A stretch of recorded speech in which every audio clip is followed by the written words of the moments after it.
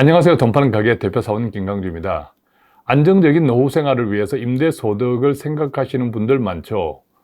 노후 임대소득에 대해서는 저도 틈틈이 정말 신중하게 생각해야 합니다라고 여러 번 말씀을 드렸는데요. 이번에 국세청에서 국회에 제출한 자료를 보면 노후 임대소득이 매우 위험할 수 있다라는 그 구체적인 내용들이 기록이 되어 있습니다. 오늘은 그 말씀을 드리려고 합니다. 국세청에서 국회에 제출한 자료를 보면요. 2021년 종합소득세를 신고한 사람들 가운데 부동산 임대소득자가 120만 명을 넘는다고 합니다. 상당히 많죠. 자, 그런데 부동산 임대소득자는 갈수록 증가하고 있습니다. 예컨대 2019년에는 109만 명, 그 다음에 2020년에는 113만 명, 그리고 2021년에는 120만 명을 넘어섰다고 합니다. 자, 그렇다면 부동산 임대 소득자는 점점 늘어나고 있는데 그 이유는 무엇일까요? 고령화, 나이 드신 분들이 점점 많아지고 그분들이 안정적인 노후 생활을 위해서 임대 소득을 선택하는 분들이 많기 때문입니다. 그런데 이것이 매우 신중하게 생각해야 한다. 우선 먼저 말씀드리고요. 자, 2021년도 부동산 임대소득을 신고한 모든 부동산 임대소득자의 평균 임대소득은 1년 기준으로 1,777만 원 정도였다고 합니다. 자, 2021년 같은 해에 근로소득, 즉 연말정산을 받은 전체 근로자의 연평균 근로소득이 4천만 원 정도 되었다고 하니까 연평균 임대소득은 2021년도에 직장 근로자의 연평균 근로소득의 44%에 해당하는 아주 매우 큰 돈입니다. 자, 그러다 보니까 직장인들도 나중에 은퇴하면 임대소득을 내가 하나 가지고 있으면 좋겠다 이런 생각을 단순하게 할 수 있는데 이게 굉장히 위험하다라는 겁니다. 자, 구체적으로 제출한 자료를 보면요. 임대소득자의 상위 0.1%, 임대소득자 가운데 위에서 0.1%가 1,209명이라고 하는데 이 1,209명이 1인당 평균 연간 임대소득은 8억 원이 넘는다고 합니다. 엄청나죠? 상위 0.1%이니까. 그런데 여기서 중요한 것, 0.1% 상위 0.1%의 연간 임대소득 8억 원 정도가 해마다 줄어들고 있습니다. 연평균 소득이. 그러니까 2017년도에는 10억 원 정도였는데 1년. 2018년도에는 그것이 9억 원대로 떨어집니다. 9억 7천만 원. 그 다음에 2019년도에는 9억 2천만 원. 그리고 2020년도에는 8억 원대로 떨어집니다. 8억 6천만 원. 그리고 2021년에는 이것이 8억 원 정도로 줄어들었다는 겁니다. 자, 그러니까 임대소득자는 늘어나는데 고령화 때문에 임대소득 평균은 줄어들고 있다. 즉 상위 0.1%의 연평균 임대소득이 줄어들고 있다는 것은 전체 평균도 줄어들고 있다. 이렇게 추정해 볼 수 있는 거죠. 자, 그렇다면 이 같은 현상을 왜 제가 노후 부동산 임대소득은 조심하셔야 된다, 신중하게 생각하셔야 된다, 이번 국세청 자료를 통해서 노후 부동산 임대소득이 위험할 수 있다, 그것이 구체적으로 드러났다라고 말씀을 드리느냐 하면 큰 맥락에서는 두 가지죠. 첫 번째는 임대소득자는 계속 늘어나. 왜냐?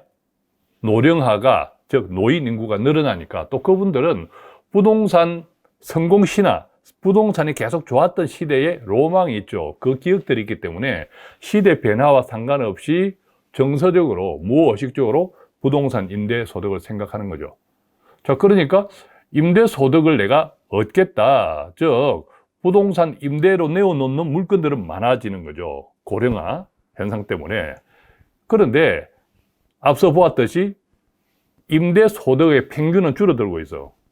즉 공급이 많아지니까, 공급이 많아지면 많아지는 공급 이상의 수요자가 있으면 당연히 임대소득도 증가할 수 있겠는데 공급은 많아지는데 임대를 원하는 실수요자가 줄어들고 있어.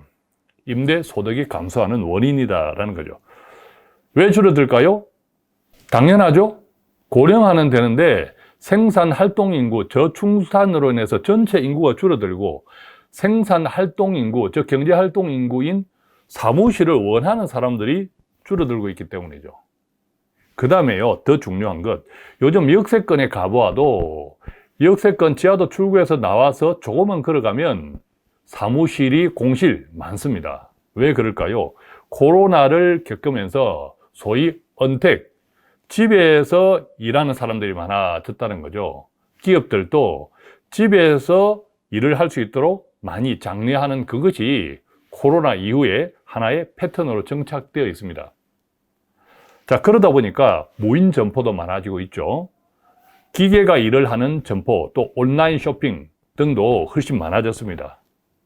결론, 임대소득을 원하는 사람은 늘어나지만 사무실을 임차해서 내가 사업을 하겠노라 하는 사람들은 줄어들고 있죠.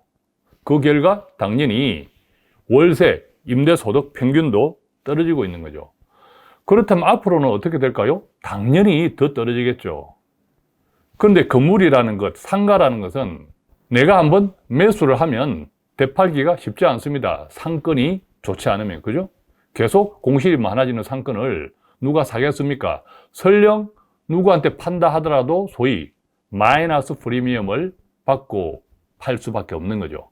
심지어 사무실은 있는데 계속 공실이 있으면 관리비는 계속 들죠? 재산세는 나가야 되죠? 소득은 안 생기죠. 자, 이런 악순환이 계속 생길 것이다. 앞으로 더 많아질 것이다. 아까 말씀드린 그 이유가 앞으로 계속 더 증가할 수밖에 없기 때문이죠. 특히 요즘 아파트 상가들 정말 조심하십시오. 아파트 상가 보면 상가 선전할 때 배후 단지 수천 세대 이렇게 다 이야기 하잖아요. 그런데 재밌는 것은 배후 단지 그 아파트들마다 다 자체 상가들이 있습니다. 그래서 다른 배후 단지에서 상가가 없다면 내가 투자하려는 이 상가가 정말 대박일 수 있죠. 그런데 이 배후 단지라고 하는 아파트들이 다 상가가 있습니다. 또한 쇼핑을 아파트 상가에서 하는 경우 많이 없습니다. 기껏 식당, 편의점, 그죠? 뭐 그런 경우죠. 대부분 온라인 쇼핑을 하죠. 또 오프라인 쇼핑을 하면 바깥 공기도 쐴 겸 해서 좀 큰 백화점이나 이렇게 나가죠. 자, 그렇기 때문에 아파트 상가도 조심해야 되고, 그래서 설령 강남 지역이라도 아파트 상가 보면 공실 많죠. 경기도 지역 앞으로 점점 많아질 겁니다. 자, 전체적으로는 이번에 국세청에서 국회에 제출한 자료를 토대로 하면 임대소득은 점점 줄어든다. 즉, 임대소득자는 많이 증가하는데, 즉 공급은 늘어나는데 월세, 임차를 원하는 수요는 줄어든다. 그러다 보니까 당연히 임대소득도 줄어든다. 그런데 더 큰 문제는 임대소득이 줄어드는 것을 넘어서서 아예 임대소득이 안 생긴다. 사무실만 공실이다. 팔리지도 않는다. 이런 현상들이 앞으로 지역에 따라 다르겠지만 오래지 않아 공통적으로 맞이할 수 있다는 점입니다. 자, 오늘은 이렇게 해서 최근 국세청에서 국회에 제출한 2021년 임대소득자 현황에 대한 자료를 토대로 노후에 안정적인 노후 생활을 위해서 준비했다고 하는 그 임대소득 때문에 오히려 노후가 굉장히 불안정해질 수 있다. 또 우리들의 노후는 매우 이제 점점 길어지지 않습니까? 자, 길어지기 때문에 특히 부동산 임대소득은 길어질수록 점점 그 위험이 커진다. 자, 그런 말씀을 드렸고, 그래서 지금까지는 부동산 성공 시대에 살아오셨더라도 시대 변화를 잘 느끼시고 앞으로를 생각해서 보다 좋은 판단을 하시는데 조금이라도 도움이 되었으면 좋겠습니다. 고맙습니다.